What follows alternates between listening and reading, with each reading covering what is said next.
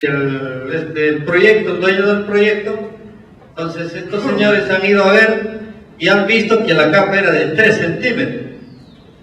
Y a la empresa le dijeron: señores, hemos encontrado esto y queremos que lo reevalúe. De lo contrario, la prensa se va a enterar. Entonces esta empresa, para que no haya ese, ¿cómo se dice? Esa chía, ¿no? Disculpen la grosería. Ese escándalo, la empresa ha invertido 5 o 6 millones para arreglar todo lo que no estaba bien hecho. 2-3 kilómetros de revestimiento mal hecho han tenido que hacerlo de nuevo. Es el costo de llevar gente al lugar, hacer un campamento, dar una serie de facilidades para los trabajadores para que hagan de nuevo todo ese canal. El riesgo financiero ha sido muy alto por tener profesionales que no eran competentes. Ese es el tema. Ahora no hay que le rompo la mano y me dejas pasar, ¿no? Que el supervisor me dijo que estaba bien lo que estaba haciendo. Ahora no hay eso, el supervisor también se va a la cárcel. Ahorita con la 29783 tenemos la situación de que si hay, por decir, un acto subestándar de alto riesgo, los supervisores, el empleador, tienen una pena privativa de 2 a 5 años, solamente por realizar actos subestándar o tener condiciones subestándar que atenten contra la vida y la salud de las personas. Y la otra parte, el otro artículo dice: en caso de que haya daños a la salud o lesiones mayores que puedan terminar en una incapacidad física temporal o permanente o fatalidad, la pena privativa es de 5 a 10 años. ¿Quién es el que se come ese lío? El empleador. ¿Quiénes son los empleadores? Los dueños de la empresa. Pero echa la ley, echa la trampa. Ellos dicen, nombran un representante legal. Dice: yo soy abogado, él es economista, yo no sé nada de construcción, supongamos. Para eso yo contrato un gerente general que es ingeniero civil, él es mi representante ante la ley, él firma, su firma vale, ese señor se va a la cárcel. Dios quiera que se cumpla, porque estamos en el país de las maravillas, ¿no? Sacamos un sencillo, le tiramos al fiscalizador y con eso, calladito. Tratamos de echar la culpa al que falleció. No, eso es negligencia. ¿Por qué ocurre la negligencia? Por desconocimiento. Porque no ha sido bien capacitada la persona. Y los riesgos puros es un riesgo que produce pérdidas, daños, lesiones. A eso nos vamos a referir, nos estamos refiriendo al hacer prevención de riesgos laborales de seguridad y salud ocupacional. También tenemos el riesgo inherente, es el riesgo asociado, dice, del evento no deseado, que de alguna consideración de controles existentes sean tomados en cuenta antes de que se tomen. Por ejemplo, ¿cuál sería el riesgo inherente en una esquina, en una calle? Una esquina que no tenga semáforo, existe el riesgo de que pueda ocurrir algo, ¿no es cierto? ¿Sí o no? Ya. Luego viene el riesgo residual, que es aquello que, aún con los controles, todavía existe el riesgo. Entonces, si en esa esquina pongo un semáforo, ¿cuál sería el riesgo residual? Si la persona cruza la calle en rojo. Que un carro, que un chofer, un conductor se pase en la luz roja. Entonces, si yo sé evaluar el riesgo correctamente, ¿qué debo hacer? Esperar que 1 o 2 carros estén bien estacionados para recién pasar. Porque si yo ni bien prende la roja, empieza a pasar, corro el riesgo, es el riesgo residual, de que me puede atropellar un carro. Incluso si hay un carro parado y detrás viene uno, choca por atrás y pueden atropellarme todavía, a pesar de que está parado, ¿no? Entonces, si son 2 carros que están, va a ser difícil que me cojan. Y si yo tengo la línea central, la separadora, esas líneas que se ponen en el pase peatonal, entonces yo no voy a cruzar a la línea que está cerca al vehículo, sino a la que está más alejada del vehículo, para que me dé tiempo para poder de repente escapar si en caso de ocurra algo, ¿no? En la universidad, ¿cuántos accidentes ocurren en la Nacional de Trujillo? A pesar de que ponen luz roja, hay gente que se pasa, no respeta. En otros países no ocurre eso. A mí me chocó tremendamente decir soy peruano cuando vi una situación en una calle de Costa Rica. Había una anciana que quería cruzar y estaba en este plano. Y el semáforo por un lado estaba rojo, por el otro verde. Cuando de repente nosotros íbamos, yo iba con el dueño y el gerente general de la empresa que fui a apoyar. Entonces el dueño de la empresa paró el vehículo. Entonces yo iba a bajar y me dice, Solio, tú no, él va a ir. Bajó el gerente general corriendo, cruzó la calle porque todas las 4 esquinas habían parado los carros. Le dio la mano a la anciana y lo hizo cruzar. Todos los carros parados, el semáforo seguía cambiando de color, pero ningún carro se movía. Luego de ello, el señor regresa corriendo a la camioneta donde estábamos, subió al carro y nosotros fuimos los primeros en pasar. Y recién después se arregló lo del semáforo. ¿En el Perú haríamos eso? ¿Dónde? De repente en la sierra, porque todavía hay valores en algunos pueblos de la sierra. Acá ya no, ya. ¿Qué le dice el conductor a la anciana que está pasando? Lo saludan a su familia, ¿no es cierto? Por eso digo, tengo el orgullo de ser serrano. Y soy de Ayacucho, Tratón, señores. Donde el hombre no tiene miedo a la muerte, solo Dios. Mentira, hay miedosos también en todas partes. Entonces, ¿qué será un riesgo inaceptable? El riesgo aquel que a pesar de los controles puede ocurrir un evento grave, ¿no es cierto? Atenta contra la vida, contra la propiedad y contra el ambiente. Y los riesgos aceptables,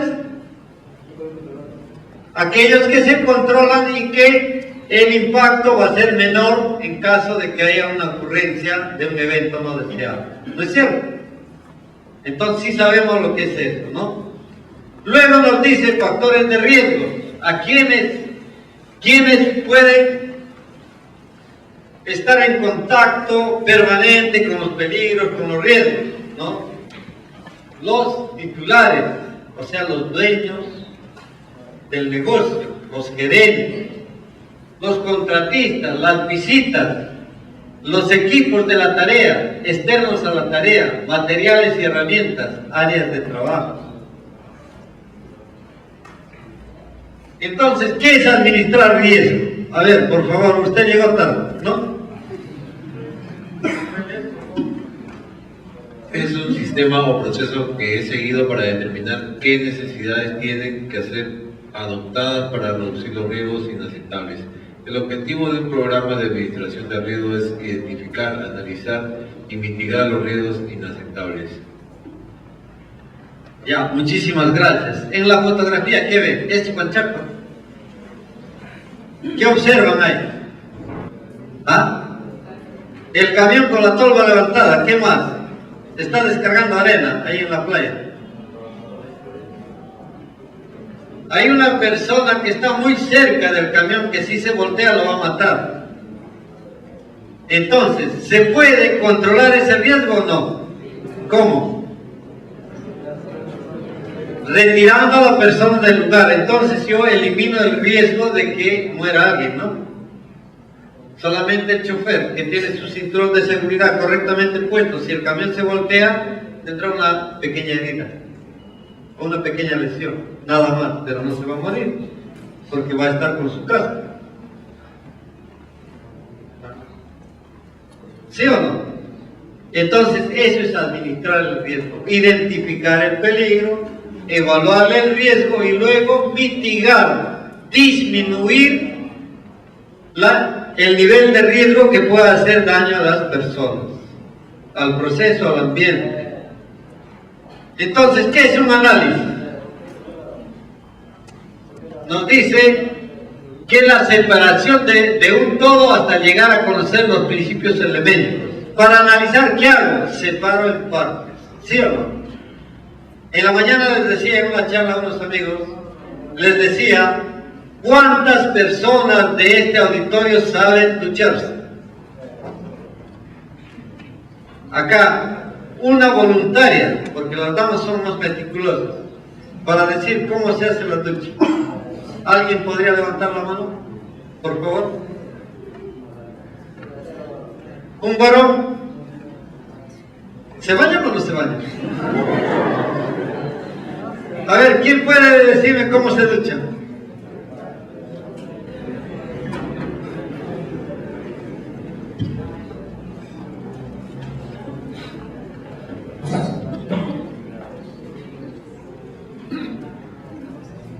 ¿Podría decirnos cómo hace usted para ducharse desde el inicio hasta el final? Bueno, ingreso al baño, ingreso a la ducha, abro la llave del agua y me limpio desde la cabeza. Luego me lavo el cabello con champú, luego me lavo mi cuerpo con jabón, desde mi cara, mis oídos, mi cuerpo, hasta los pies. Me pasa, muchas gracias. Un aplauso para la señora.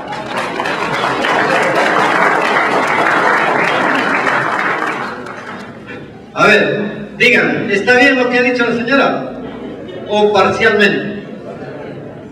A ver, ¿quién dijo parcialmente? Levanta la mano. A ver, denle el micrófono al caballero.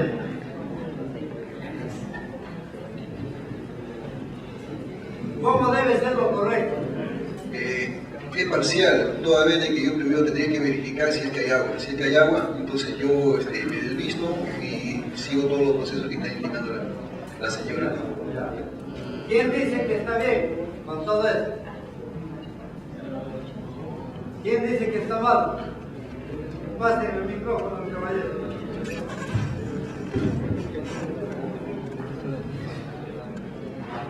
Bueno, primero tengo que ver si tengo todos los instrumentos necesarios. Muy bien, un aplauso para él. Primer paso.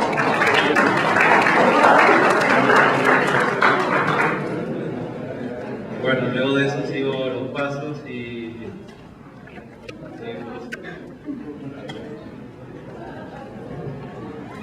Perdón, señores, para ducharse, ¿qué hacemos? Esto me enseñó mi viejita hace 55 años. No, menos, 53, 54, 52, 3, no, 51 años. Hace 51 años mi mamá me enseñó a ducharme. ¿Sabe cómo?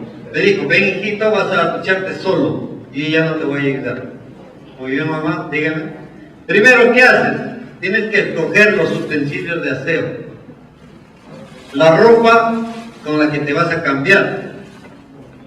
La toalla que vas a utilizar para la cabeza y el cuerpo. Y la toalla que vas a utilizar para los pies. Una vez que has acomodado eso en la ducha, en el lugar adecuado, lo primero que vas a hacer es ver si tienes tus sayonadas, porque te puedes resbalar en la ducha. Miren que ella no sabía evaluar riesgos, pero sí me estaba diciendo qué hacer.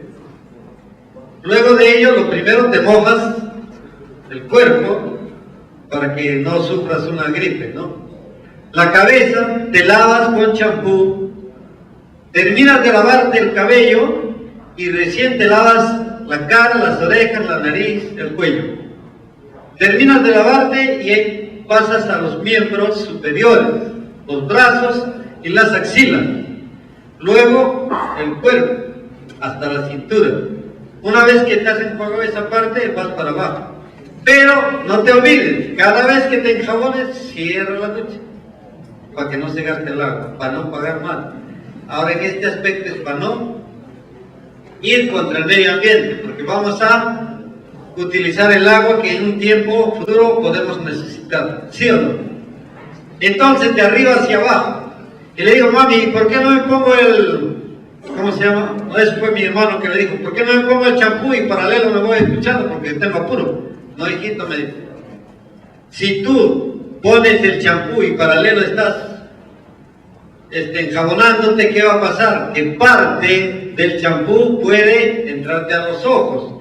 Se te cae el jabón y al querer buscar pisas el jabón y de repente te llevamos al cementerio.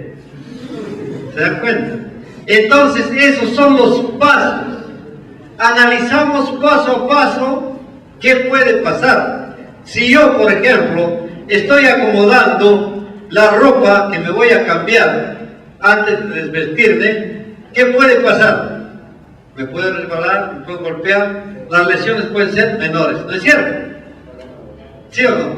Al sacarme la ropa, ¿puedo caerme también? Igual. Cuando me estoy duchando, ¿cuál sería el riesgo? Si yo no tengo sayonadas, me puedo resbalar y me puedo golpear la espalda, me puedo desnucar. Entonces, así, en cada paso nosotros tenemos riesgos. ¿Cómo lo controlamos? Haciendo bien las cosas, paso a paso. Ese hacer bien las cosas, ¿cómo se llama? No es precaución, procedimiento de trabajo o práctica segura de trabajo. Entonces, todos los días para hacer nuestras cosas tenemos que hacerlo bien, ¿no? ¿Se dan cuenta? Por ejemplo, yo estoy apurado, decía, nosotros nos daban quinoa, pero la quinoa sin arroz, pura quinoa, espesito como mazamorra. Y estamos apurados, come hijo, come, está caliente, pues mamá que se enfríe un rato, come hijo. A ver, usted como mamá, ¿qué hacía la mamá? Agarraba la cuchara y la parte de encima sacaba y comía. En la medida que sacaba lo de encima, ahí está el gusto. La quinoa es bien rica si lo comes así y no te quemas la lengua. Entonces, los antiguos sabían el paso a paso, evaluaban los riesgos correctamente, sí, porque eran más metódicos que nosotros. Ahora sí a la chalaca, agarramos el agua, le metemos la comida, por otro lado la ensalada, al final terminamos con todo y decimos, todo entra al estómago, ¿sí o no? Pero no comemos en forma adecuada. Entonces, esos son los pasos que debemos seguir analizando las tareas que vamos a ejecutar en cada actividad que hagamos. Dividir en pasos, así como se van a luchar, igualito, dividen paso a paso. Van a hacer una construcción. ¿Qué es lo primero que hacen? Excavación de zanjas, ¿no es cierto? Pero antes de eso tienen que hacer un trazo, tener las herramientas, maquinarias adecuadas para poder hacer la zanja. O sea, una vez que ha hecho el trazo, empieza a hacer la zanja, pero si lo va a hacer con una excavadora, por decir, la gente no debe estar muy cerca de la excavadora porque la excavadora en un giro puede golpearlos y matarlos. Luego se hace el vaciado, después del vaciado del, ¿cómo se llama? De las zapatas o los cimientos, hago el sobrecimiento, luego hago el encofrado de las columnas, vacío las columnas, luego hago la colocación de ladrillos en los muros y así voy avanzando. Luego hago el vaciado del techo. ¿Se dan cuenta? Esos son los pasos a seguir. Entonces es necesario que todos sepamos dividirlo en pasos, hacer un examen minucioso de una situación, ¿ya? Entonces un análisis viene a ser ver las características y posibles soluciones del problema al que se está aplicando un tratamiento. En este caso, el ingeniero Alvarado con sus alumnos les está explicando cuáles fueron los riesgos de hacer un muro en un módulo en la universidad, en la ciudad universitaria, cuando había un señor parado encima de una sola tabla y sin andamio. Esa tabla lo sostenían a cada lado dos cables.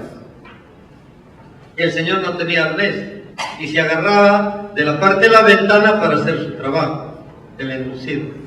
Estaban haciendo el análisis y les tomé una foto, porque con ellos hicimos una práctica, ¿no? Entonces, el análisis del riesgo, ¿qué es? Un uso sistemático de la información que tenemos a disposición para ver cuán frecuente va a ocurrir un evento, ¿no?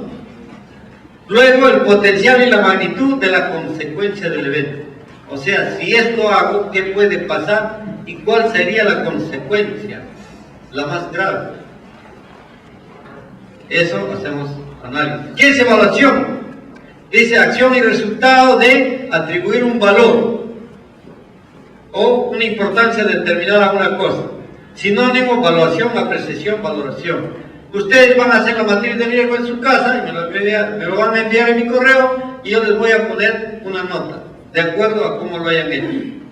Eso es una evaluación o una evaluación. Igualito, los riesgos se evalúan. Tenemos que evaluar los riesgos. Y de acuerdo a eso tenemos que tener controles.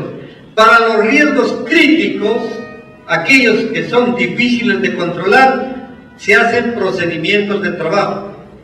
Para los riesgos moderados solo se hacen los PET, las prácticas seguras de trabajo. ¿Correcto? Entonces no le voy a poner procedimiento a todo. Los riesgos críticos de trabajo, ¿cuáles serían? Por decir, excavación y zanja, trabajos en caliente, perforación y voladura, trabajos en altura, trabajos con electricidad, montaje. Esos son riesgos críticos, trabajos de alto riesgo. Para ellos hay que hacer procedimiento de trabajo. Entonces hay que saber elaborar un procedimiento de trabajo también. No es que hay que llenarlo de 3, 4 hojas, un procedimiento y ya está. El trabajador cree que va a leer todo, va a leer solo la parte que le interesa. Aún así, no lo va a leer porque esto ya lo sé. Y por intuición va a decir esto lo hago así de esta manera y no va a pasar nada. Por intuición, más no por conocimiento correcto de lo que va a hacer. Eso es importante. Entonces vamos a establecer el alcance. ¿Cómo? Tengo que hacerme preguntas. ¿Qué objetivos tengo al realizar este trabajo? ¿Cuáles son los límites? ¿Y qué peligros existentes hay? ¿Y qué naturaleza de peligro tengo? Luego decir, ¿cómo voy a hacer el trabajo? ¿No? ¿Cómo voy a evaluar el riesgo? Tiene que haber un método para evaluar el riesgo. Si es alto, moderado o bajo. ¿Por qué tengo que hacer esto? Dice, para tener resultados especiales, registros de riesgos, planes de acción. ¿Cuándo? Definir el horario, fecha y límite para evaluar el riesgo. ¿Quiénes lo hacen? Lo que les dije al inicio, un equipo de trabajo, donde intervienen diferentes profesionales, ¿no?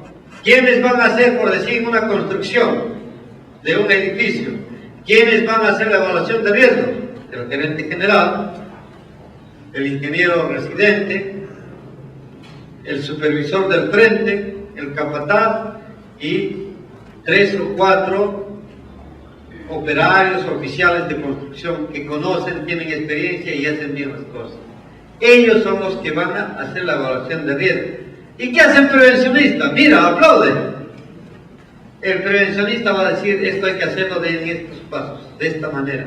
Como le estoy diciendo, primero vamos a separar en tareas la actividad que vamos a hacer. ¿Qué vamos a hacer primero? Excavación de zanja. No, primero vamos a hacer el trazo. Primero vamos a limpiar, antes del trazo vamos a limpiar el piso, que esté plano, compactado, adecuadamente limpio. Luego ponemos las estacas y hacemos el trazo. Tercero, iniciamos la excavación. O sea, empiezan a ordenar las actividades paso a paso de tal manera que no se salten uno de otro. Porque si no saltamos, hacemos el famoso shortcut, corte de camino. Paralelo a esto puedo hacer esto y ¡plum! Ocurre el accidente. Entonces no debemos saltarnos los pasos. Es importante. Dice la evaluación de riesgo basada en equipos. Les he dicho que es por un grupo de personas que está en capacidad de proporcionar información del área o actividad en evaluación, que tienen que conocer el trabajo. Si no conocen el trabajo, con las puras están haciendo. Pasos. Identificar objetivamente los peligros. Es el primer paso. En esta tarea, primer paso, por decir, voy a cruzar la calle. Primero, ¿qué hago? ¿Qué peligros hay? Peligro de tránsito de vehículos, ¿no? Peligro del piso de la vía. Peligro puede ser desnivel. Peligro un chofer mareado, un chofer que no ha dormido bien, un chofer que de repente es irresponsable y le gusta correr en área urbana. ¿A cuánto corren? Hay esos jovencitos, disculpen los que tienen de 18 a 23 años. El papá les compra un carro para que se maten, porque no quiere ocuparse de ellos. ¿Y qué hacen ellos? Lo primero que hacen, a toda velocidad, pasan por la plaza de armas a 70 por hora, en moto, en carro. ¿Cumplen con el reglamento de tránsito o no? No cumplen. Disculpen los hijitos de papá. En mi tierra, ¿qué hacen cuando aparecen esos señores? Le meten clavos, tachuelas. Se baja la llanta, el otro baja molesto a hablar tonterías y la gente se le va encima. Otra vez ya no lo hacen. Entonces, eso es, los pasos. Luego, evaluar las tres componentes del riesgo, que son magnitud, probabilidad y exposición. La magnitud viene a ser la consecuencia, ¿ya? Luego de eso, ¿qué tengo que hacer? Controlar, evitando o eliminando la exposición, mitigando, tolerando niveles aceptables de riesgo o transfiriendo el riesgo. ¿Se dan cuenta? Siempre identificar peligros, evaluar riesgos y controlarlos. Eso es lo que van a hacer. Estamos diciendo a cada rato. Acá pasa lo mismo. Primero, se identifica el peligro. Segundo, se ve qué riesgos hay y se les evalúa, se pone el nivel de riesgo. Luego, controla los riesgos. Pero este es un proceso continuo. ¿Por qué? Porque puede haber cambio en la legislación. Por ejemplo, sale la 29183, luego pasan unos decretos supremos agregando algunas cosas, entonces tengo que reevaluar. Nuevo conocimiento sobre el peligro, nueva planta, nuevas sustancias, nuevos procesos de trabajo. Entonces, tengo que reevaluar. Entonces es un proceso continuo y de mejora continua, para bien, no para mal, para ser proactivos. ¿Qué significa ser proactivos?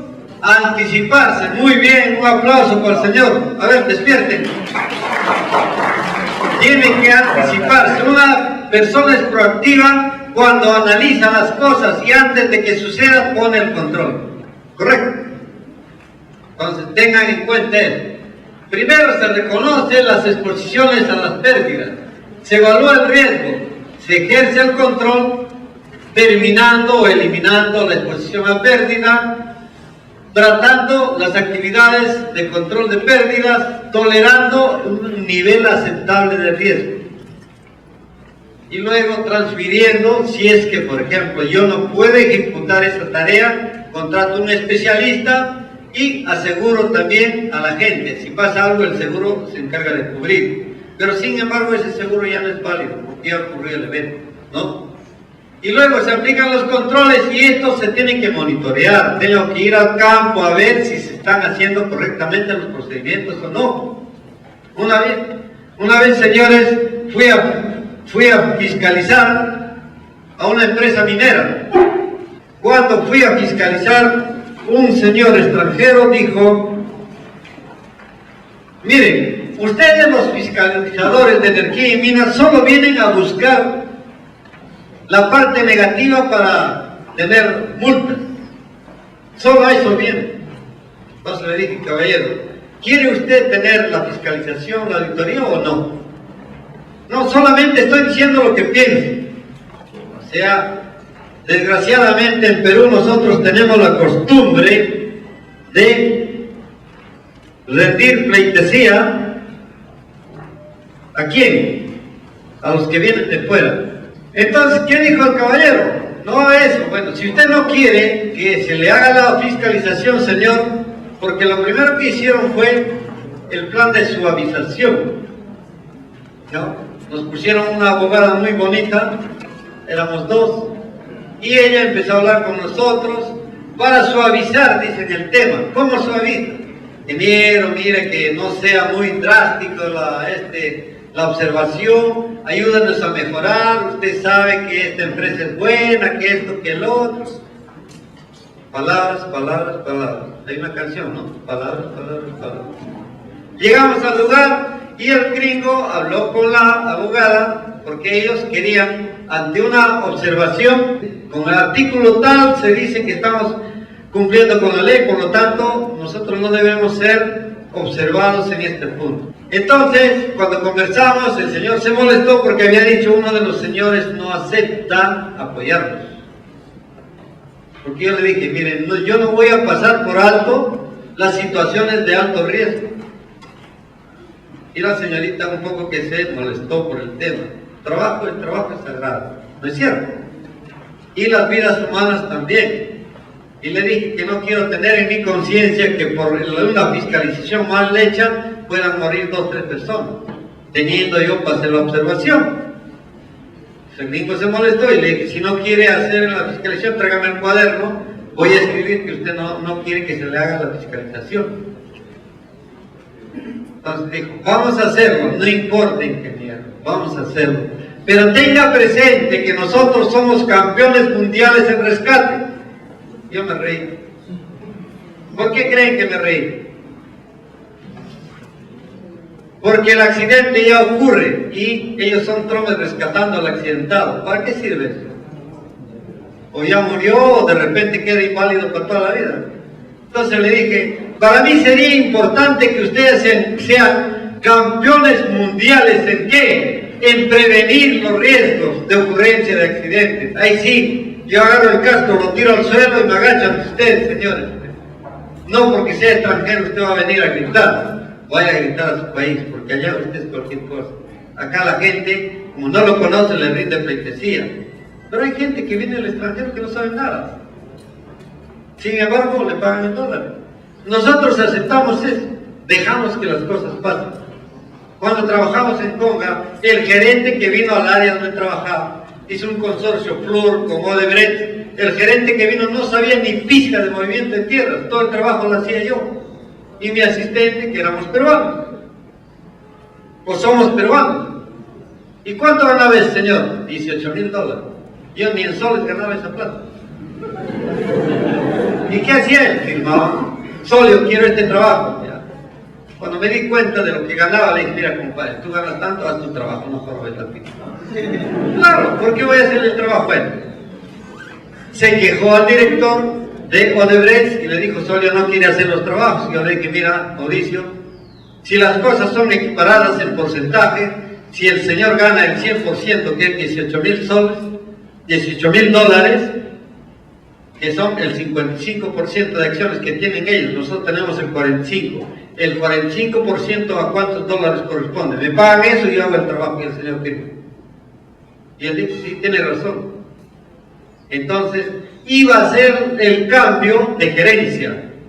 Nosotros, los de Odebrecht, íbamos a tomar la batuta como gerencia en esa área y en otras áreas, y ellos pasaban a segundo plano ante Newmont. Newmont mismo pidió de que el gerente sea un ingeniero de minas colegiado con 10 años de experiencia en minería y construcción. Yo tenía los requisitos y pasaba a ese cargo. Pero desgraciadamente vino Don Santos, no sé de los cuantos, y entregó el asunto. Acá debe haber bastante cajamarquinos, ¿no? ¿Por qué Conga no va? ¿Quién sabe? Bueno, mejor no lo digo, me vayan a pegar. Por la contaminación, dice el caballero, ¿cierto? ¿Ahorita está contaminando Conga o no? ¿Está contaminando el agua Conga o no? ¿En qué proceso está ahorita la mina? Están haciendo la represa. ¿Y eso qué tipo de trabajo es? No, pero ¿qué están haciendo? Primero se hace el estudio de impacto ambiental, ¿sí o no? Dígame usted, caballero, para que lo escuchen todo. El ingeniero que, digamos, hacía las exposiciones anteriores, nos dijo que todos los ríos del Perú estaban contaminados por metales pesados, ¿no? El río Santa, todos. Entonces la población estaba contaminándose con esos metales pesados, pero eso es lentamente, poco a poco, ¿no? Y dentro de unos años se va a ver las consecuencias. Entonces se supone que las mineras del extranjero vienen y no cumplen los requisitos de de protección ambiental, todo eso. Eso ha sido denunciado desde antes, ¿no? Cerro de Pasco, bueno. ¿Y por qué se oponen a las mineras? Porque el dinero que llevan ellos pues es bastante y lo que beneficia a la población es muy pequeño. ¿Es cierto o no es cierto? Cierto. Estoy de acuerdo con usted. Un aplauso al líder. Ya, no voy a aceptar discusión por favor. Solamente quiero decir dos cositas. ¿Cuál es el pilar de la economía del Perú? ¿En qué porcentaje? 61 a 65%. Yo estoy de acuerdo con la minería, pero limpia. ¿Y qué pasa? Nosotros vivimos del pasado. Por eso digo yo, no me gusta hablar del pasado. Si la charla que le estoy dando no es correcta respecto al tema, entonces todo lo que yo antes fui no vale para nada. ¿Sí o no? Entonces, el pasado nos ha dejado una serie de pasivos ambientales donde no había responsabilidad en cuanto al control del impacto ambiental. Entonces nosotros tiramos el dedo siempre al gobierno, a los gringos y toda esa vaina. Pero no hay una legislación correcta. En otros países, el dueño del yacimiento es partícipe en acciones del 20 a 30%. Ahora, si yo digo, todos los ríos del Perú están contaminados, sí, están contaminados muchos ríos donde hubo minería, pero ahora están tratando de mitigar los riesgos de que haya mayor contaminación. Existen leyes. Desgraciadamente en el gobierno tenemos gente que le gusta don dinero. ¿Cuánto creen que gasta un funcionario del Congreso para salir elegido? ¿Y por qué gasta tanto? Invierten para ganar, dice el caballero, muy bien. Invierten para robar, no para ganar. Porque el sueldo que les dan no van a recuperar los millones que han gastado en su campaña. Eso debemos denunciar nosotros. Pero sin embargo votamos. ¿Por qué? Porque nos hablan bonito, nos florean, como dicen todos los políticos, ¿sabes? Sin excepción. No estoy hablando de Alan García nada más. Porque él también florea bonito. Pero mucha gente lo hace igual. Muchos para que haya retorno de capital de lo que han invertido y no hacen cumplir las leyes. La vez pasada me tocó en Lima dar una charla sobre, bueno, no quería hacerlo, sobre la minería informal y los riesgos de contaminación. Entonces, ¿qué sucede? Cuando yo fui así, pero con terno. No me gusta mucho el terno, pero fui con terno. Uno de los funcionarios, que no quiero decir el nombre, era un congresista, dijo, ¿este señor va a dar la charla? ¿No han podido traer otro mejor? Porque el señor era alto, pues tenía unos 78, unos 80, de buen apellido. Yo soy Arango, pues. ¿Quién conoce a Arango? ¡Qué pena! Y cuando puse la primera diapositiva, justamente chocaba con ellos y él no sabía. Decía, ley que se promulga, ley que se debate, se da a conocer a todo el pueblo y no se cumple, no es ley. Cuando dice que eso lo lea una persona, todo el mundo aplaudió y el pata se sentía incómodo. Entonces hay que decir las cosas como son y como debe ser dicho. Entonces empecé a pasar unas diapositivas sin ninguna letra, donde niños estaban trabajando con cianuro, descalzos, sin guantes, sin respirador. ¿Y cuánto produce eso? Puse una cifra. ¿Cuánto producía la minería informal en el país? Esa plata se queda en Perú. 200 millones de dólares por año en la región norte. Pero esa plata se queda acá, ¿o no? Entonces, ¿por qué no pedimos que la legislación cambie y que sea de que, por decir, si en la libertad hay tantas minas, cada mina debe ser, por decir, en Patás, ¿cuántas minas hay? En ese lugar donde está la mina debe ser partícipe el pueblo en un 20% de acciones, porque el canon minero que nos da es una ínfima situación. ¿Y qué hacen los gobernantes cuando reciben el canon minero? Al bolsillo. Y dicen, no, minería no va, pero está ahí en el bolsillo la plata que le da la minería. ¿Por qué no contratan profesionales que conocen el negocio para que los auditen y le digan, señor, usted está contaminando, no haga ese trabajo, vamos a parar el trabajo, vamos a parar la mina? Eso sí es bueno. Hagamos eso, señores. Que sea este un medio para concientizarnos y evitar los riesgos de que la contaminación sea en el futuro algo negativo para nuestros hijos o nuestros nietos, si es que llegamos a tener nietos, ¿no? Entonces eso nos falta. Desde el momento que dije nos falta valores, estamos pecando.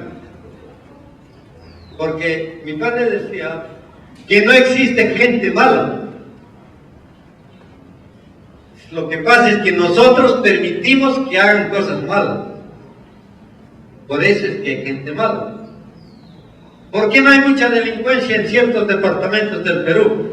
Porque la gente es unida y no permite esas cosas. A ver, en Puno, un señor, un ladrón que robe, que pase por la calle corriendo, riéndose, mirando a la gente. Ese hombre en 5 minutos está muerto. En Puno lo matan al ladrón. Lo queman, ¿no? Antes lo queman los pies, las manos, a las mujeres le rapaban el pelo y veían que tenía su capucha, su, no sé cómo se llama esa vaina.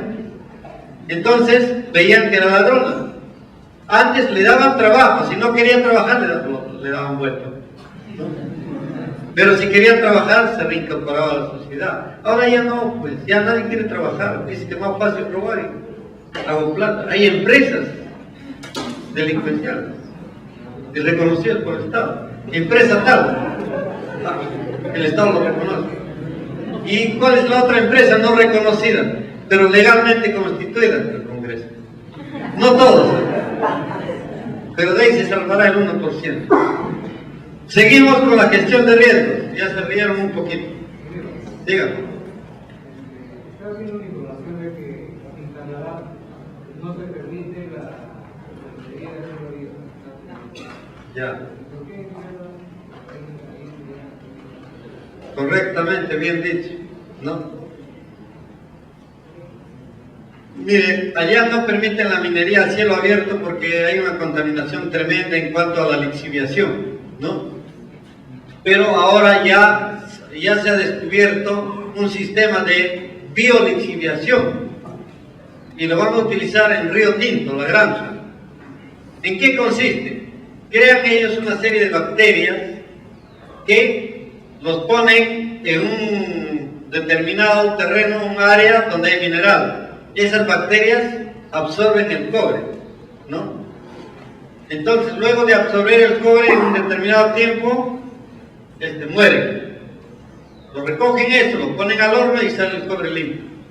No necesitan ácidos ni cosas por el estilo. Esa es la biolixiviación. Ahorita existen, les dije, y qué bueno ahora que haya preguntado, en la Universidad Nacional de Trujillo me dijeron que hay un científico, creo que es biólogo, que a través de bacterias hace que el derrame de petróleo desaparezca. Lo quiere patentar y dice que hasta ahorita no lo pueden subvencionar para que haga la patente. Porque en Perú para hacer una patente necesitas 10 hojas de requisitos, en otro país con una hoja ya patentado. Pues los chilenos no nos ganan, quieren patentar hasta el whisky. ¿Se dan cuenta? El equeco, los bolivianos quieren patentarlo. El equeco existía en Ayacucho, Huancavelica, Puno, Cusco. ¿Y por qué quieren hacer eso? Sencillamente para cobrar, para sacar dinero. Quieren patentar todo. Yo hice un estudio, señores, aunque no me crean, de por qué hay accidentes en una empresa minera o en una empresa industrial o cualquier industria. ¿Por qué existen los accidentes? Nosotros vamos a las causas básicas, ¿no es cierto? A los actos, condiciones subestándar, a los factores personales, factores de trabajo. ¿Pero acaso el empresario se preocupa de cómo vive esa persona? ¿Se preocupa o no?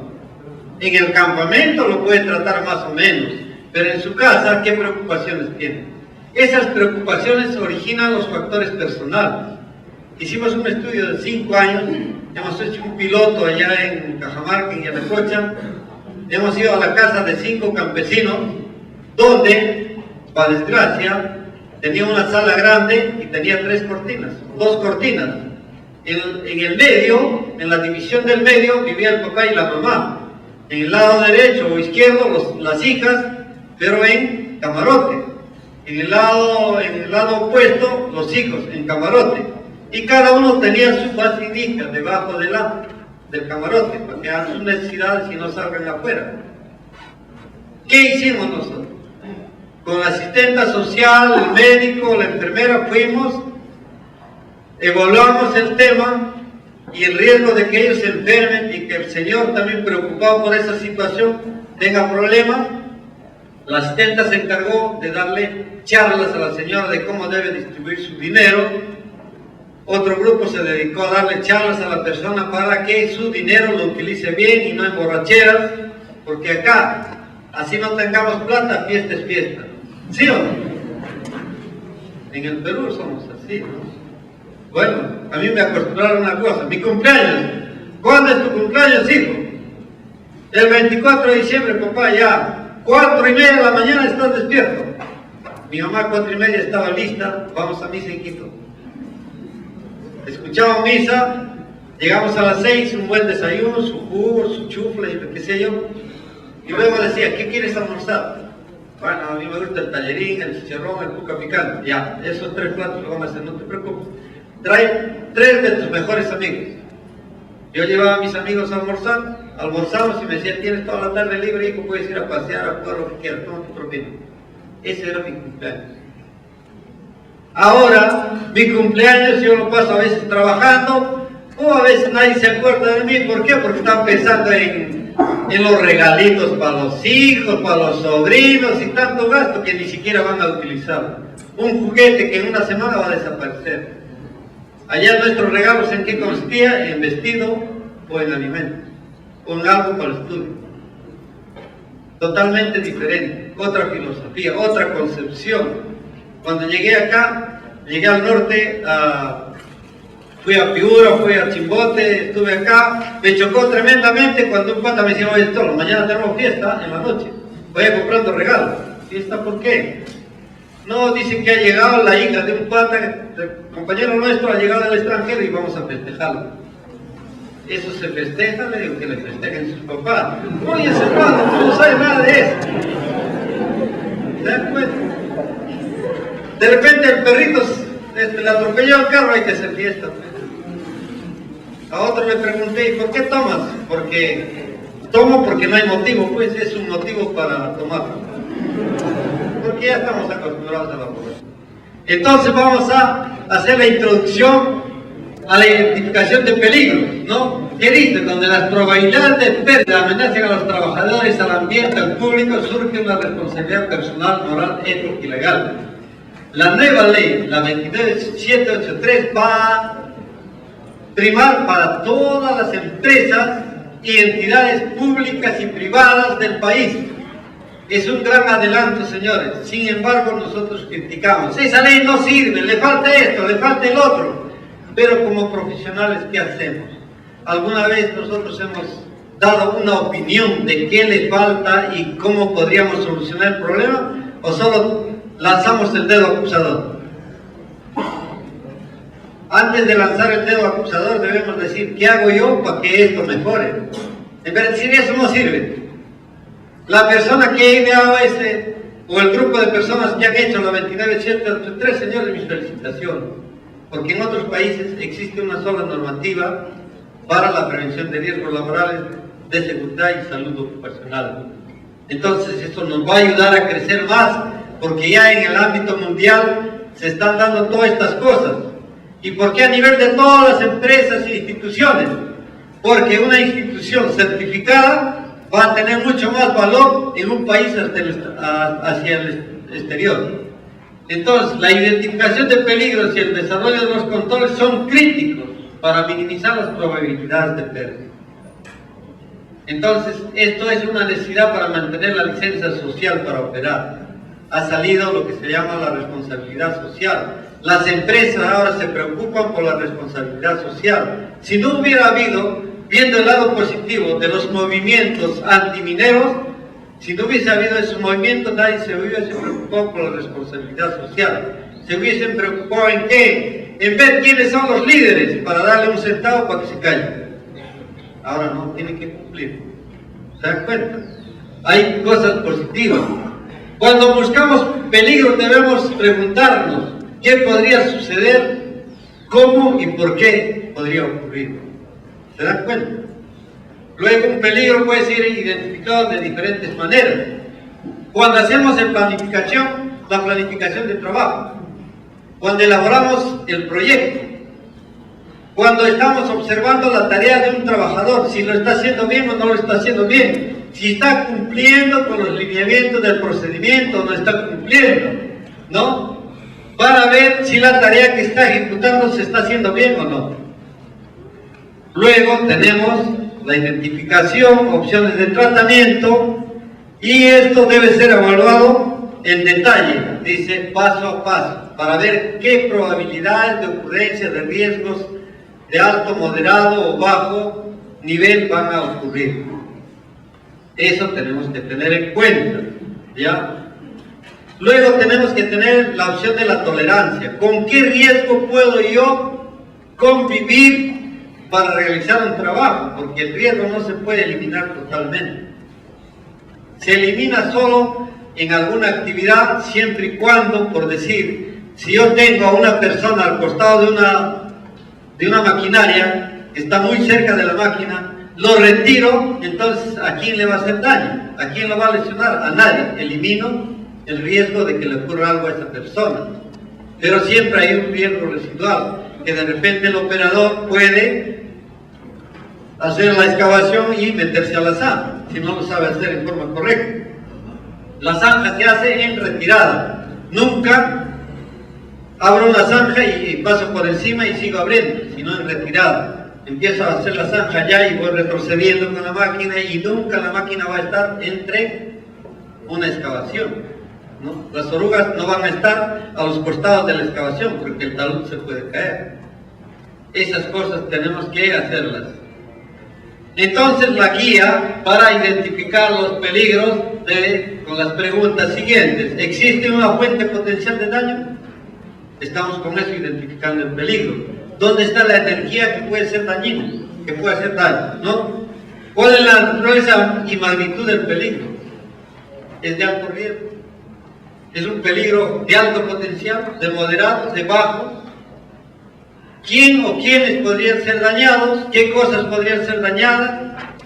¿Y cómo puede ocurrir el evento? Entonces, con esas preguntas yo estoy analizando más o menos qué peligros tengo y qué cosas puedo hacer. Para eso tengo fuentes de información. En las fuentes de información tenemos a los operadores de las maquinarias, a las personas que hacen mantenimiento de esas maquinarias, tenemos a los gerentes, a los otros empleados que realizan las actividades, las personas que pueden ser afectadas como contratistas, visitantes, la comunidad inmediata, la del entorno, reglamento específico del país, expertos técnicos que conocen el trabajo, otras compañías, no solo mineras, sino también de diferentes industrias, de acuerdo a la industria que quiero evaluar. Entonces también tenemos como herramientas para identificar los peligros las estadísticas de accidentes o incidentes de otras empresas. Debo tener estadísticas. Si yo trabajo en pesquería, debo averiguar las estadísticas de las otras empresas pesqueras, qué tipo de accidentes han tenido, cómo se ha hecho la evaluación y cómo se ha controlado. Eso nos va a ayudar. Los reportes de un buen trabajo, diagramas de flujo, registro de observación de tareas. ¿Qué significa eso? Debo observar a la persona que está haciendo un trabajo de alto riesgo y qué está haciendo bien y qué está haciendo mal, ¿no? Las hojas de seguridad o las hojas MSDS son hojas que nos dicen que este producto químico es peligroso, de alto riesgo. El checklist de las inspecciones: registro de mantenimiento preventivo, registro de compras, checklist de cumplimientos legales, registro de auditoría. Todas esas herramientas nos van a ayudar a identificar los peligros. A ver, vamos a empezar con los criterios para evaluar los riesgos, ¿correcto? Porque si no, no vamos a tener tiempo para hacer la materia.